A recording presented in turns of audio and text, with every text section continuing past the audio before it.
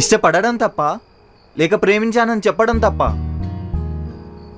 తప్పు కాదురా, కానీ అందుకు అర్హత లేని ఆ చిట్టిని ఎంచుకోవడమే తప్పు. మీలాంటి పేరెంట్సే తనకు అర్హత లేని వాడికి ఇచ్చి పెళ్లి చేశారు. అందుకే వద్దనుకుంది. ఇప్పుడు డివోర్స్ తీసుకోబోతుంది. So what? డైవర్స్ తీసుకున్నంత మాత్రాన వర్జినిటీ తిరిగి వస్తుందా? Stop it dad, just stop it. నీ కూతురికి కాబోయేవాడు కూడా సేమ్. It's same. ఆడవాళ్ళకు మాత్రమే వర్జినిటీ ఆపదించి మగవాళ్ళకు ఎక్సెప్షన్ ఇచ్చే మీ జనరేషన్ ఆల్మోస్ట్ ఎండుకొచ్చింది. మా జనరేషన్లో ప్రేమ అంటే పవిత్రతను శరీరంలో వెతకడం కాదు, పేరెంట్స్ ప్రాపర్టీతో పార్ట్నర్ని కొనుక్కోవడం కాదు, క్యాస్ట్, రిలీజియన్ అంటూ పనికిరాని వాటిని ఎంకరేజ్ చేయడం అంతకన్నా కాదు. It's a divine feeling.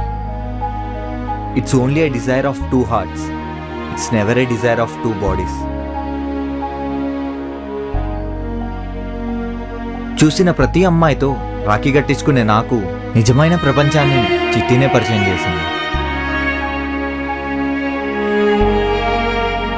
Permission కోసం నేనొచ్చాను, డెసిజన్ మీరు చెప్పించారు.